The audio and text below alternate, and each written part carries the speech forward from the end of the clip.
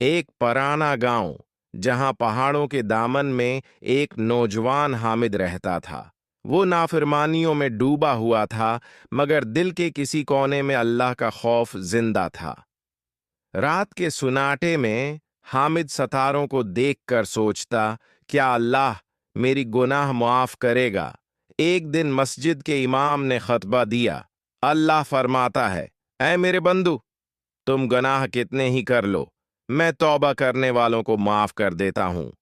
یہ الفاظ سیدھے حامد کے دل میں اتر گئے۔ حامد کا دل کانپ اٹھا، آنکھوں میں آنسو آ گئے۔ اس نے دل ہی دل میں عہد کیا کہ آج سے زندگی بدل دے گا۔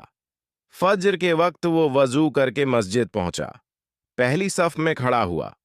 دل کو ایسا سکون ملا جیسے برسوں کی پیاس بجھ گئی ہو۔ آواز دل، گناہوں سے واپسی مشکل نہیں، پہلا قدم توبہ ہے۔ اللہ کے دروازے ہمیشہ کھلے ہیں۔